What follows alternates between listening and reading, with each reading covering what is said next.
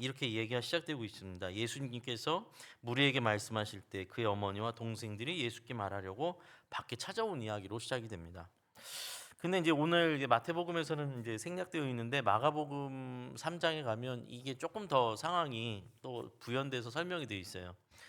그래서 거기 마가복음 3장 21절엔 이 왜 예수님의 어머니와 동생들이 예수님을 찾아왔는지에 대해서 좀 설명이 부연되어 있는데 무슨 내용이 있냐면 이렇게 되어 있습니다. 마가복음 3장 21절에 생각보다 좀 놀랄 얘기예요. 예수의 친족들이 듣고, 이제 가족들이죠. 예수의 친족들이 듣고 그를 붙들러 나오니, 예수님을 붙들러 나오니 이는 그가, 예수님이죠. 그가 미쳤다 하밀러라. 예수님이 미쳤다는 소식을 듣고 온 거예요. 이게 되게 재밌는 이야기죠. 왜 갑자기 예수님이 미쳤다는 얘기를 들었을까요? 저희가 이제 몇 주 동안 계속 봤지만 예수님하고 종교 지도자들, 바리새인들과 계속 충돌을 하고 있죠. 특별히 이제 여러 사건이 있었지만 예수님께서 귀신 들려서 굉장히 고통스러운 장애를 갖고 있었던 사람의 귀신을 쫓아내 주시는 장면이 있었습니다. 근데 그 장면을 보고 이거 진짜 이거는 이 다윗의 자손이나 할 수 있는 일 아닌가? 이건 메시아 아니야? 이렇게 반응하는 사람들도 있지만 오히려 이 종교 지도자들 바리새인들은 뭐라고 말했습니까? 저 예수가 저 귀신의 힘을 입어서 저렇게 하는 거다. 저거 바알세보 귀신의 왕의 힘을 빌어서 저거 하는 거 아니고 저런 일을 할 수가 없어. 이렇게 막 이게 그냥 일반인이 아니고 사실 바리새인이거든요. 종교 지도자들이에요. 가르치는 사람들이에요. 그들의 말에 권위가 있는 사람들이거든요. 그들이 그렇게 막 공식적으로 막 예수님의 하시는 일을 폄하하는 정도가 아니라 이건 거의 뭐 모함하는 거잖아요. 그것도 딴 사람도 아니고 예수님인데. 그 예수님이 쉽게 말하면 귀신 들려서 저 일을 한다 이렇게 말을 하고 그 이야기가 또 이제 전달된 거죠. 쉽게 말하면. 그래서 저 예수가 귀신 들려 미쳤다 이런 얘기가 전달돼서 가족들이 집에 있는데 이제 누군가 와서 얘기를 했겠죠. 저 바리새인이 그러는데 누구 바리새인 선생님 누가 그러는데 예수가 미쳤다는데 귀신 들렸다는데 뭐 이러니까 이제 가족들이 얼른 달려온 상황입니다. 그래서 마가복음 3장에 가면 그 아까 그 논쟁이 있었던 바알세불 논쟁 귀신 쫓아내는 일하고 묶여서 이 이야기가 이제 나오는 것이 보게 됩니다. 예수님께서 말씀을 전하고 계신데 제 이 가족들은 근심 걱정으로 이제 달려왔습니다. 뭐 진짜로 예수님이 미쳤다고 생각했겠냐고 저는 생각합니다. 그러지는 않았을 거라고 생각하는데 그래도 그 얘기를 듣고 어떻게 안 하겠어요, 그렇죠? 또 가족끼리 막 달려왔습니다. 그리고 그 달려온 가족들을 보고 한 사람이 무리 중에 한 사람이 예수님한테 전달하는 거죠. 47절 보시면 한 사람이 예수께 여짜오되 보소서 당신의 어머니와 동생들이 당신께 말하려고 밖에 서 있나이다. 당신의 어머니와 동생들이 저 밖에서 당신 만나려고 찾아왔습니다. 라고 얘기하죠. 그러자 예수님께서 그에게 대답하시는 말씀, 그게 이제 오늘 저희가 함께 보는 말씀인데 48절부터 50절까지 한번 저희가 다시 한번 읽어보겠습니다. 48절에서 50절 한 목소리로 읽겠습니다. 시작. 말하던 사람에게 대답하여 이르시되 누가 내 어머니이며 내 동생들이냐 하시고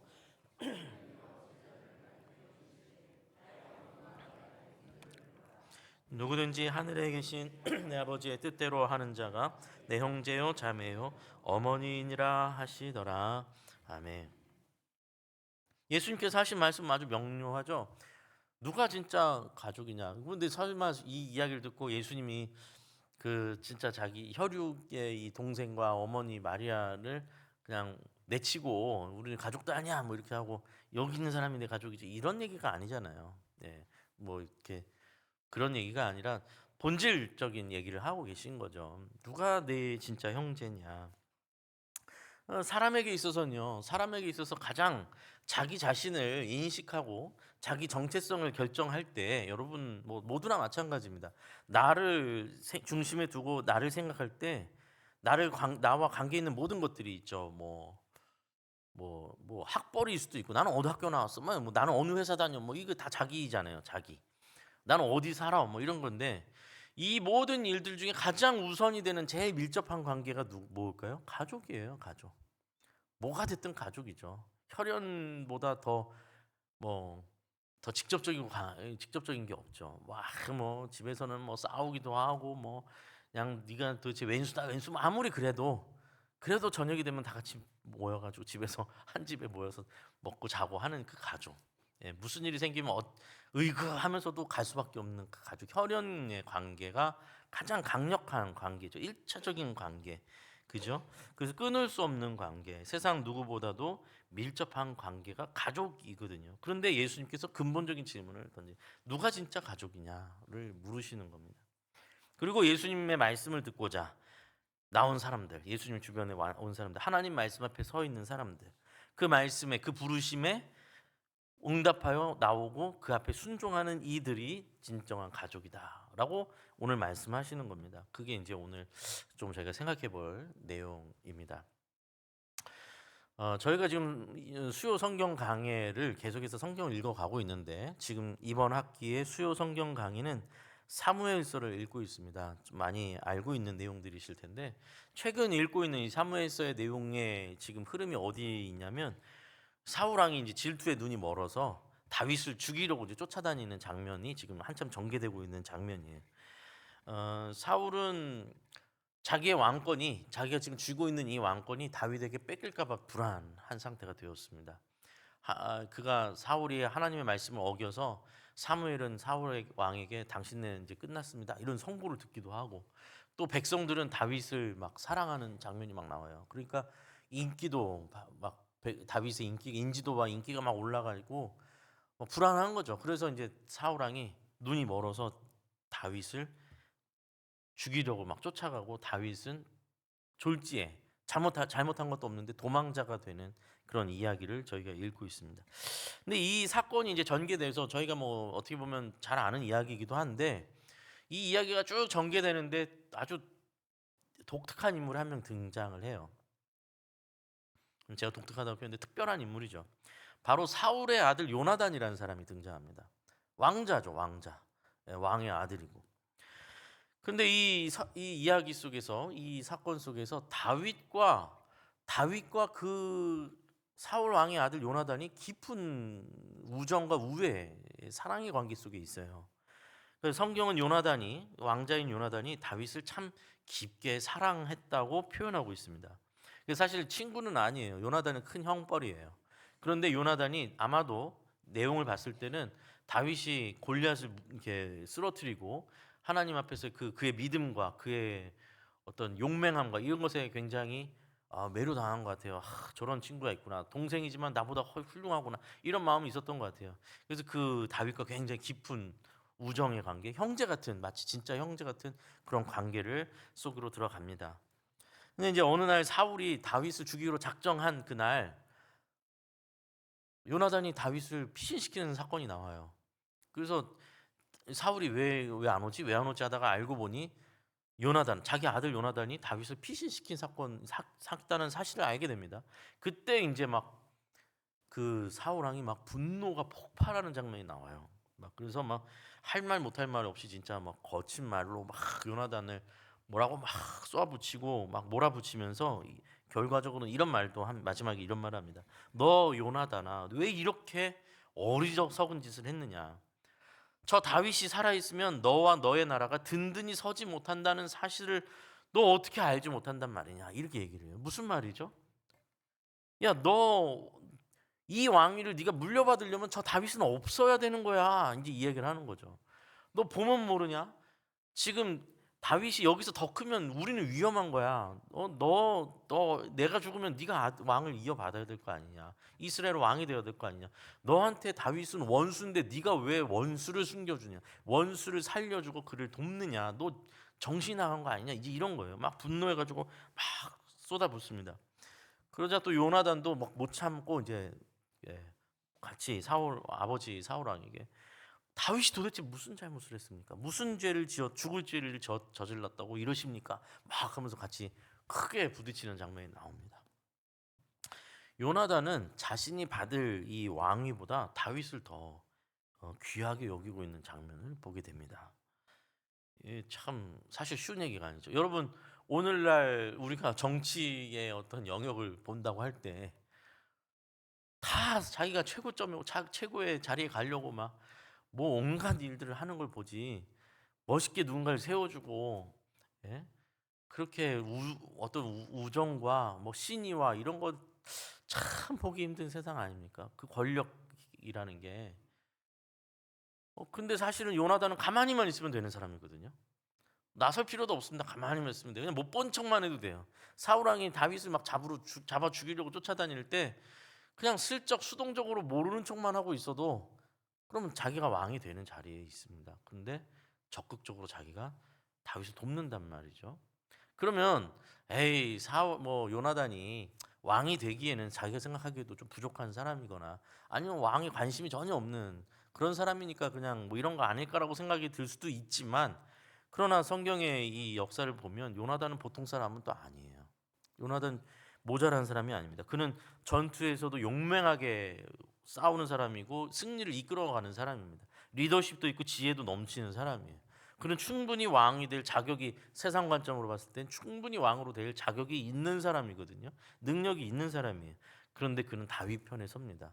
심지어 다윗과 개인적으로 만나서 3번의 언약을 맺는 장면도 성경에 나옵니다. 그리고 절대로 그 언약의 내용들을 보면 절대로 내가 너를 해치는 자리에 있지 않겠다. 내가 너에게 해를 끼치는 자리로 우리 서지 않겠다. 뭐 이런 언약을 하고 마지막에서는 다윗에게 이렇게까지 얘기를 하는 장면이 나와요.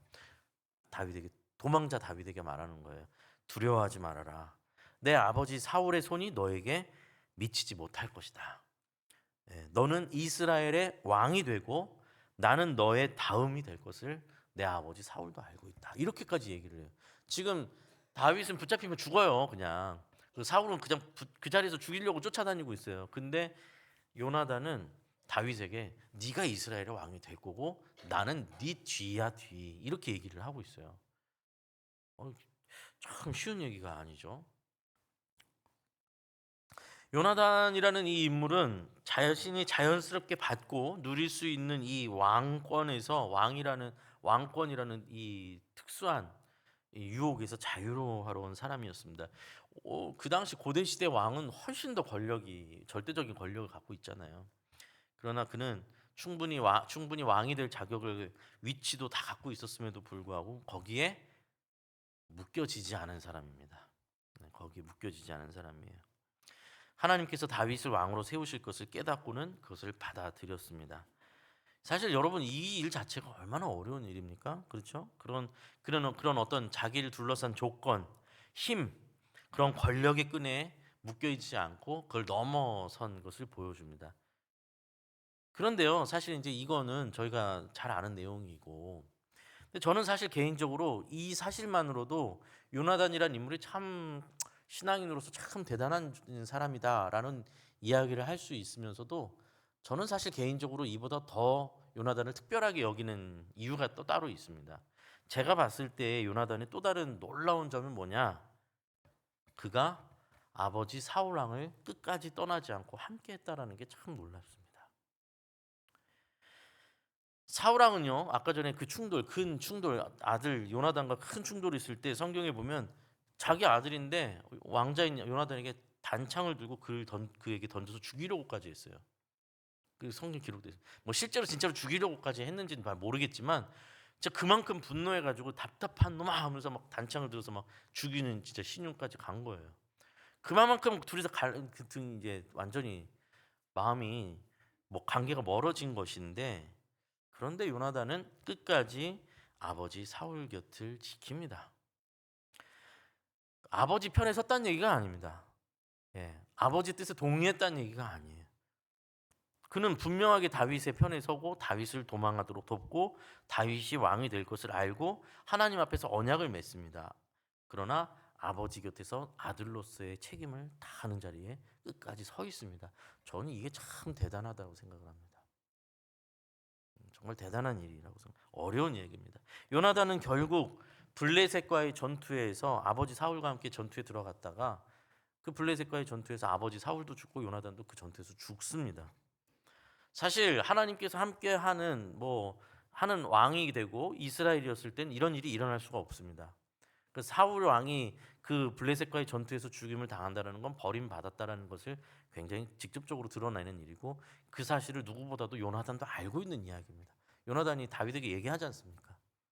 그런데 요나단이 자기 아버지 곁을 지킵니다. 끝까지. 그리고 자기도 그 아버지에게 임하는 심판과 책임을 같이 짊어지고 죽습니다. 거기서. 그게 참 저는 그 장면이 너무 인상 깊어요. 그는 변질된 아버지 사울을 따른 것도 아니었고 그 아버지 사울의 편에 선 것도 아닙니다.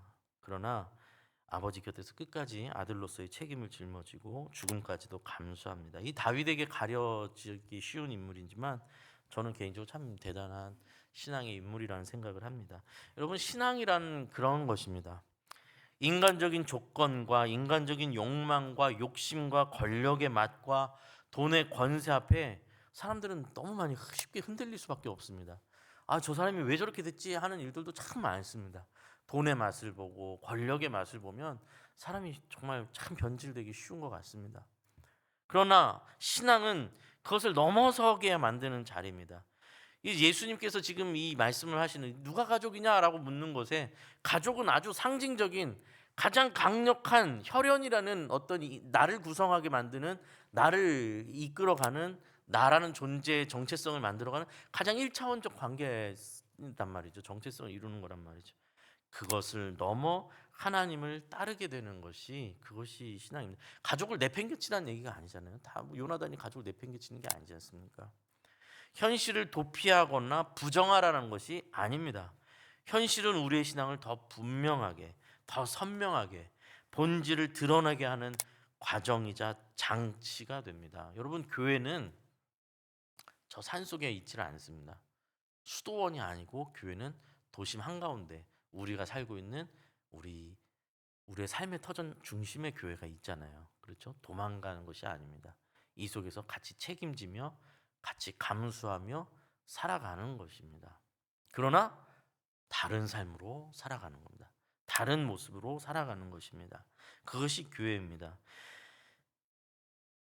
우리 자신이 목적이 아닙니다. 현실이 목적이 아니고 왕이라는 위치가, 권력이 목적이 되는 것이 아닙니다. 사울이 무너진 이유는, 사울이 몰락하게 된 이유는 왕이 목적이 되었고 왕의 권위감, 권력이 목적이 되었을 때 그는 무너지기 시작했던 것이었습니다.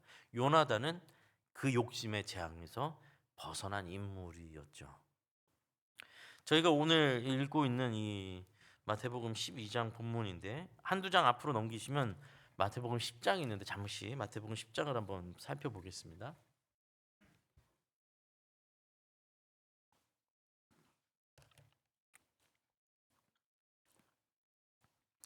마태복음 10장 1절부터 4절까지 말씀이 예수님께서 제자들을 부르시는 장면, 그리고 그 제자들이 누구누구였는가를 이제 명단이 기록되어 있거든요.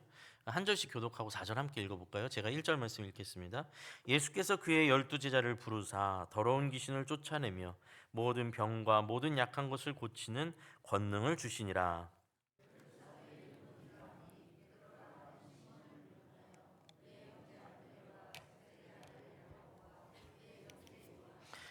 빌립과 바돌로메, 도마와 세리마테, 알페오의 아들 야고보와 다데오, 가나나인 시몬 및 가롯 유다, 곧 예수를 판 자라. 아멘. 그냥 말 그대로 그렇죠. 예수님께서 이제 제자 부르시고 그의 명단을 기록한 겁니다. 이게 지금 이 마태복음을 누가 기록하고 있죠? 마태. 아, 이거 확실히 예, 뿌듯합니다. 근데 우리가 만약에 누군가 마태가 이 지금 마태복음을 기록하고 있는 마태가 누구냐고 묻는다면 그의 수식어를 뭐라고 말하겠습니까? 예수님의 제자 마태요? 사도 마태라고 말할 거 아니에요. 그렇죠? 왜냐면 이제 사도라는 뜻은 뭐냐면, 사도라는 말은 이제 보냄을 받은 자, 사신, 사절 뭐 이렇게 부르죠. 사절단 이렇게 말하잖아요. 그렇게 보냄 받은 사람이다라는 뜻이에요. 그게 사도입니다. 예수님과 함께하고 있을 때는 예수님의 제자였잖아요.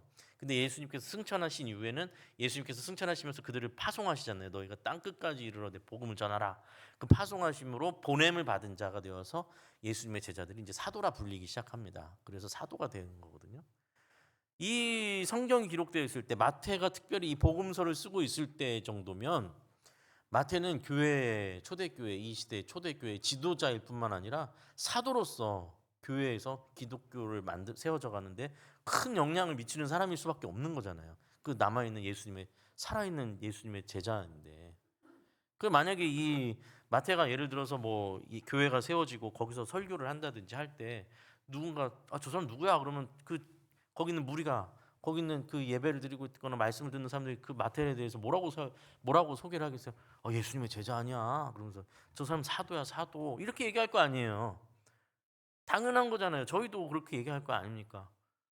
그런데 이걸 기록하고 있는 마태복음에서 마태가 기록하고 있는 마태가 자기가 이 예수님의 명단을 이름을 기록할 때 뭐라고 기록하고 있는지를 보세요. 3절에 빌립과 바돌로메, 도마와 세리마테라고 기록합니다. 세리마테라고.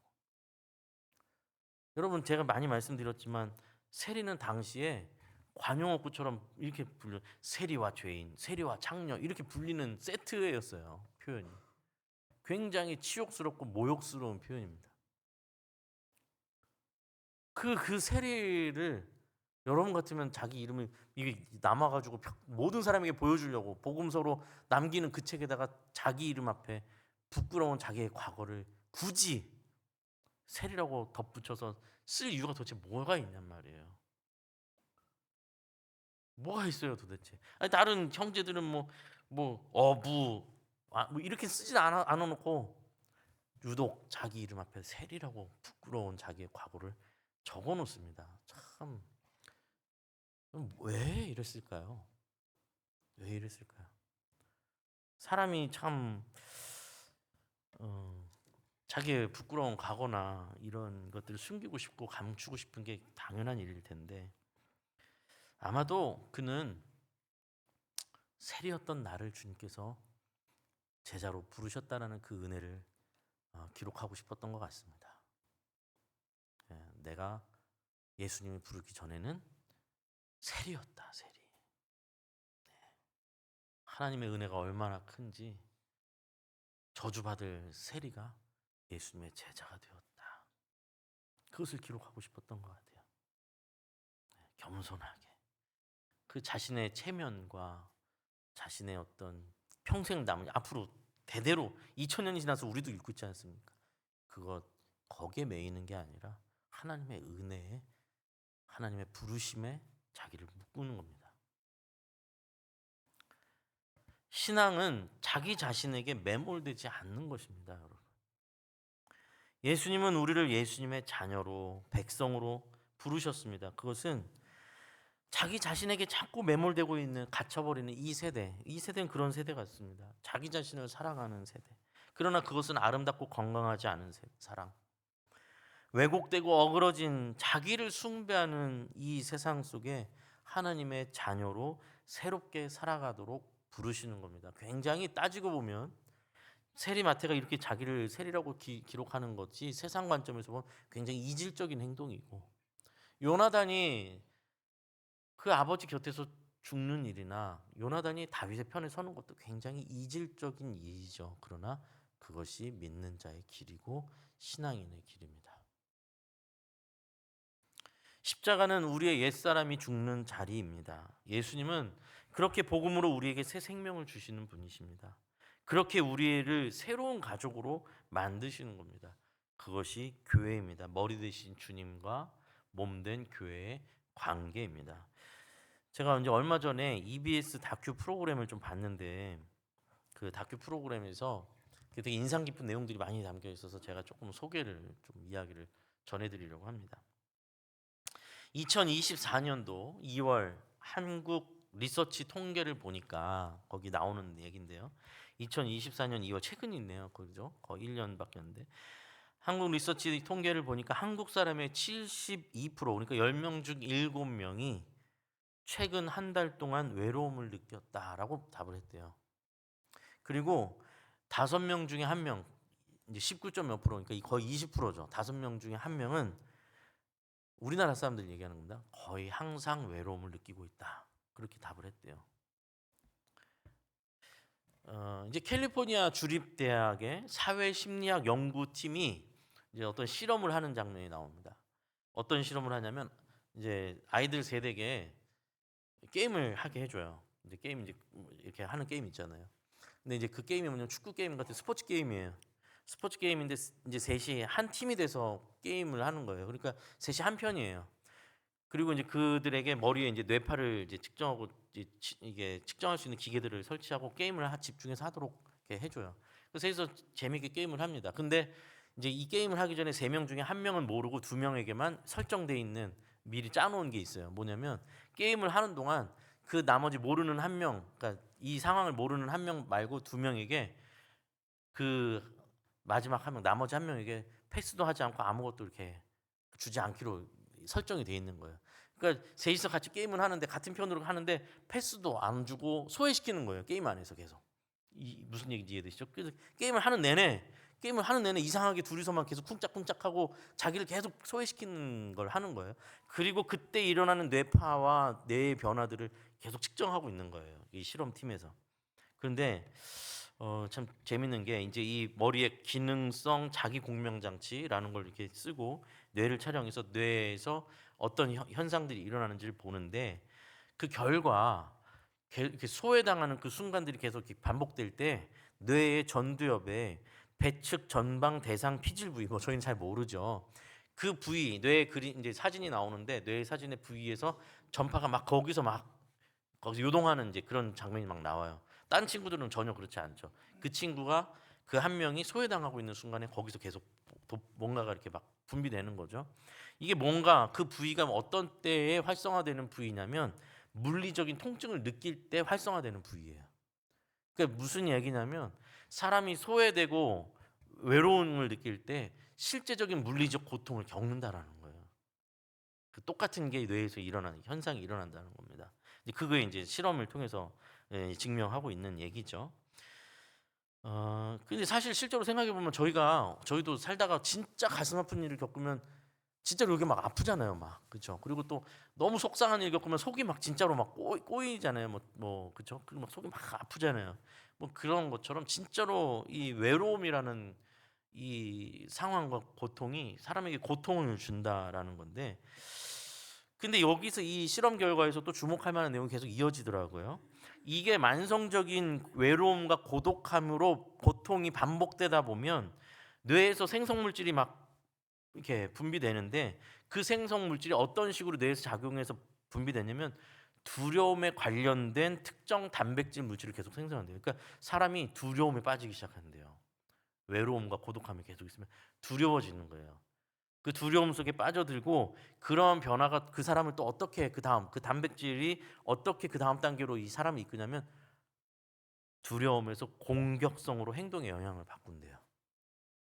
그래서 소외되고 고립된 사람이 두려워지다가 그다음엔 분노하게 된다는 거예요. 뭐 이제 우리가 이렇게 이거는 굉장히 뭐 연구하고 실험 결과로서 뭐 이렇게 뇌파 뭐 이렇게 얘기를 하는 거지만 그냥 이게 우리가 봤을 때는 사람이 고립된 상태가 오래되고 그게 괴로움으로 다가고 통증이 되면 이제는 특정 대상 세상을 향해서나 뭐 원망하는 게 되는 거죠. 저희가 이제 사실 묻지마 범죄나 이런 거 보면 다 사실은 그런 것 아닙니까? 예, 다 자기 안에 농축되어 있는 분노 뭐 이런 것들이 나오는 거죠. 이제 그게 이제 실험 통해서 계속 나오는 얘기들이었습니다. 그러니까 이제 외로움과 소외가 결국 사람을 굉장히 공격적으로 만드는다. 근데 이제 제가 이야기를 풀어놓는 것은 오늘날 사회가 외로움과 고독의 사회로 흘러가고 있다라는 겁니다.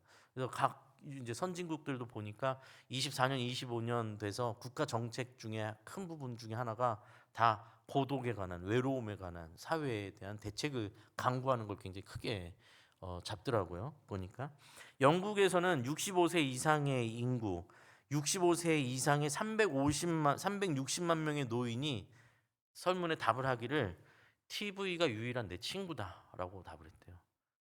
TV 외에 말할 사람이 없는, 대화할 사람이 없어요. TV가 내 유일한 친구다. 그리고 미국의 밀레니엄 세대는 20%가 나는 친구가 없다라고 답을 했대요. 그래서 사람이 점점 고립화되고 외로워지고 있다는 상황입니다. 이 뭐 먼 나라 얘기할 것 없이 우리나라 자료는요. 보건복지부에서 2023년도 자료가 나왔는데 그 한국에 고립 은둔 청년 있잖아요. 뭔지 아시죠? 고립 은둔 청년은 집 밖을 나가지 않는 사람이에요. 방 밖을 나가지 않는 사람이에요. 그래서 그냥 고립되어 있는 거예요. 스스로 문고리를 잠그고 방 안에서 1년, 2년, 3년, 10년 그냥 사는 사람이 있어요. 그런 청년들. 고립 은둔 청년이 보건복지부 추산으로는 2023년도에 54만 명이랍니다. 54만 명. 저희가 눈에 안 보이니까 모르는 것이지 굉장한 이야기, 얼마나 안타까운 이야기입니까? 얼마나 슬픈 이야기입니까? 근데 이 다큐에서 굉장히 마지막으로 제가 이제 되게 인상 깊은 이야기 중에 하나가 뭐냐면,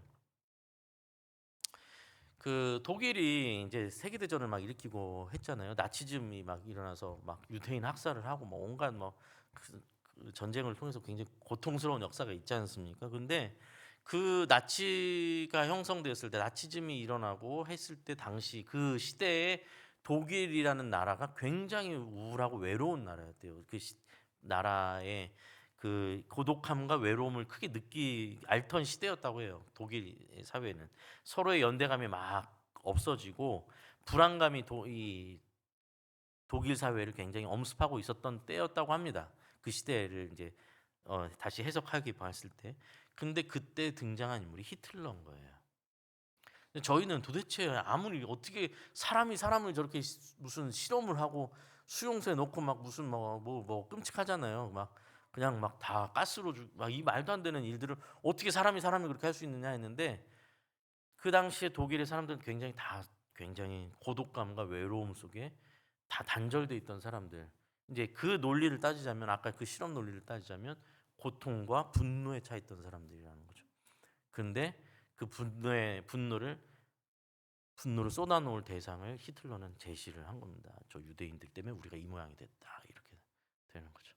그 증오심을 이용해서 권력을 쥔 사람으로 평가하고 있습니다. 이 사회학과 정치 심리학에서 그렇게 해석을 하더라고요.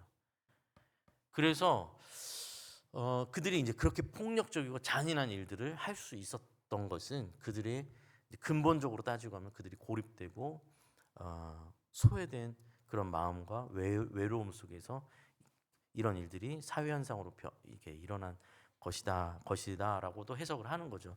근데 오늘 이제 우리 사회를 보면요, 아까도 제가 잠깐 그 묻지마 범죄 같은 것도 이야기 드렸지만, 사실 굉장히 점점 양극화돼 가고 있고 극단적인 사람들이 계속 늘어나는 걸 저희가 보게 됩니다. 그렇죠?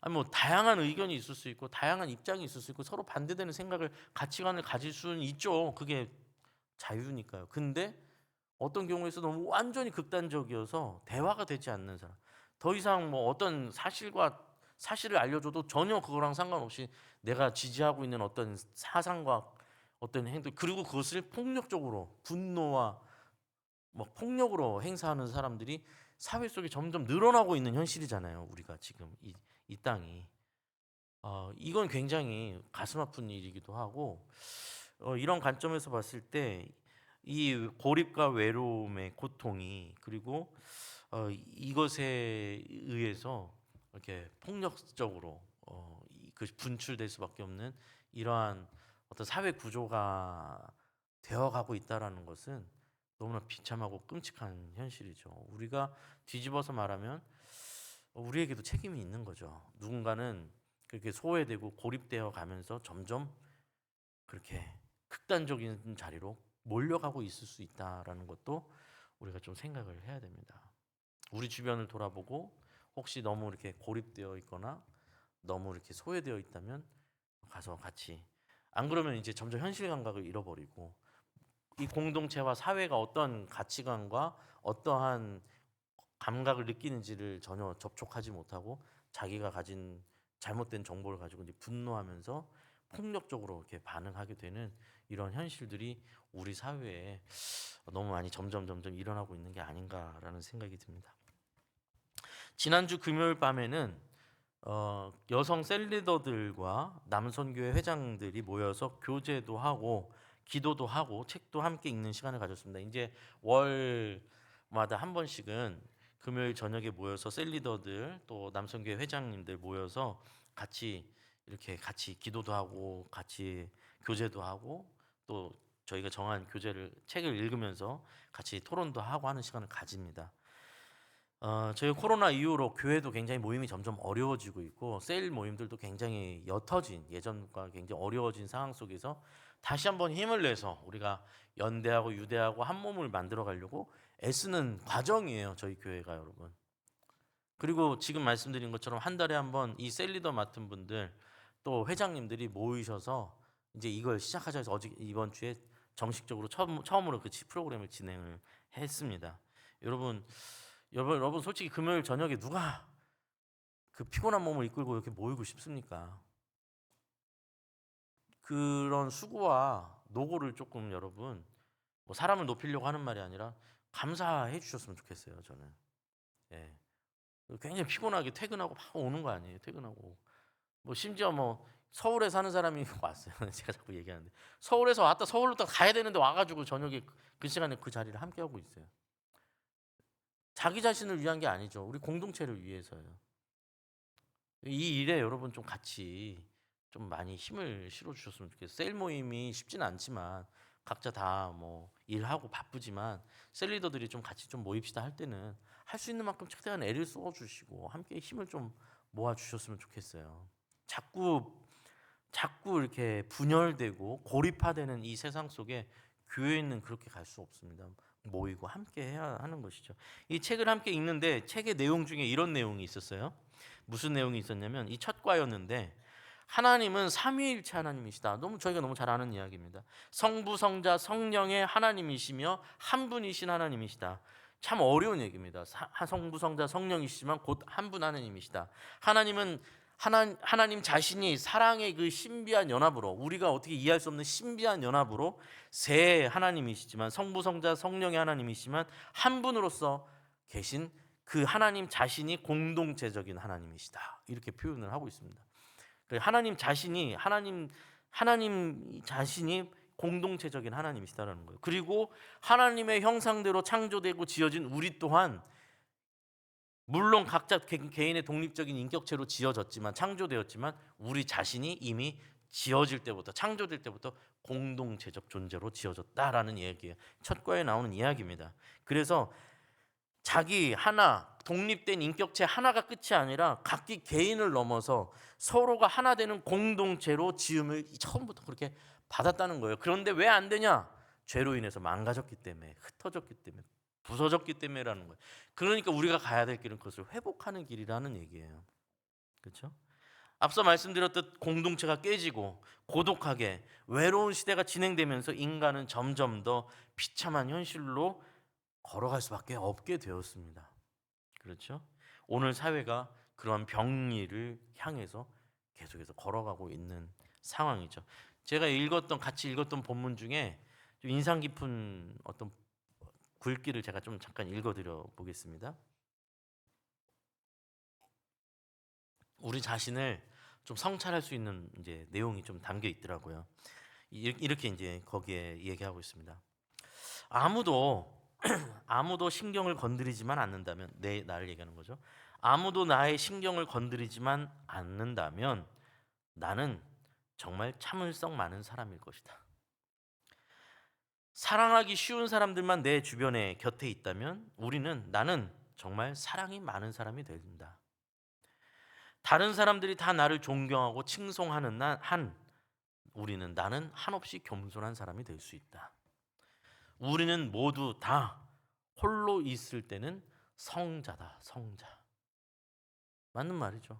아무도 안 건드리는데 무슨 내가 화낼 일이 뭐가 있고, 아무도 곁에 없는데 내가 사랑할 일이 다 좋은 사람만, 나한테 잘해주는 사람만 있는데 내가 왜 사랑하지 못하겠습니까? 다 나를 칭찬해주고 나를 높여주는데 내가 왜 겸손하지 못하겠습니까?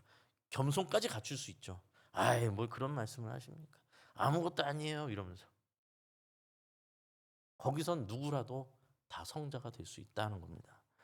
우리의 진정한 약점과 단점과 죄악이 드러나는 것은 공동체 안에 있을 때다.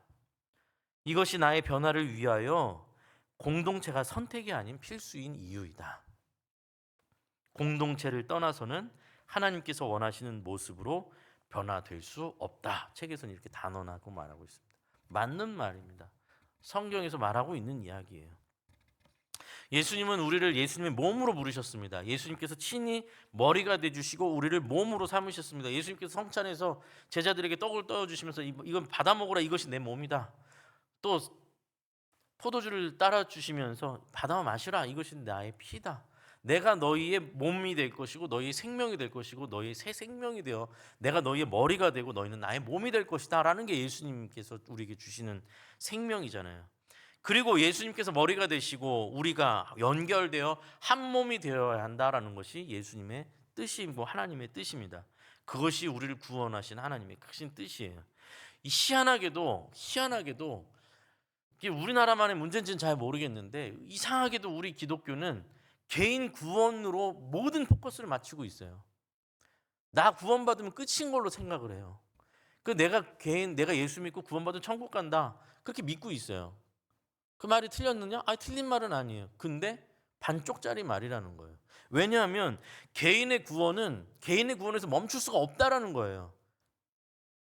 팔이 만들어졌으면, 손가락이 만들어졌으면 그거 손가락 혼자 있을 수 없다라는 거예요. 예수님 이야기는. 손가락은 몸에 붙어야 된다라는 거예요. 손가락이 몸에 붙고 다리가 몸에 붙어야 다리인 거고 팔이 몸에 붙어야 팔이라는 거예요. 그런데 완벽한 손가락이 있는데 몸에 붙으려고 하지 않아요. 따로 떨어져서 나는 완벽해, 나는 하나님의 구원을 받았어. 집에서 아무도 만날 일 없는데 혼자서 성경 보고 찬송 보고 듣고 극동방송, 기독교 방송 들으면서 좋은 설교 듣고 감동해서 눈물 흘리면 내가 굉장히 거룩한 사람인 것처럼 느껴지지만 문 열고 나가니 누가 차에다 긁어놓고 갔어요. 그때부터 욕이 막 나와요. 내 진짜 실력은 방학 골방에 앉아가지고 혼자서 은혜 받고 눈물 흘리는 그 자리가 내 실력이 아니고 내게 닥친 현실 앞에 섰을 때 내가 누군지가 드러나는 거예요. 근데 그걸 피하고,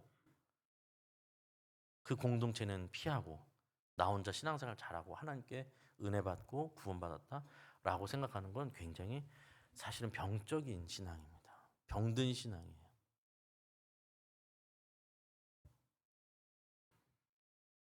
요한일서 4장 20절에는 이렇게 말씀하고 있습니다. 아주 단언하죠.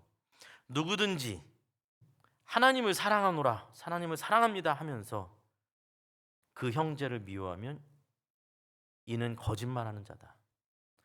보이는 그 형제를 사랑하지 아니하는 자는 보이지 않는 하나님을 사랑할 수 없노라. 네 앞에 보이는 형제도 사랑하지 않으면서 하나님을 사랑합니다라는 말은 거짓말이다 라고 성경에서 말하고 있습니다.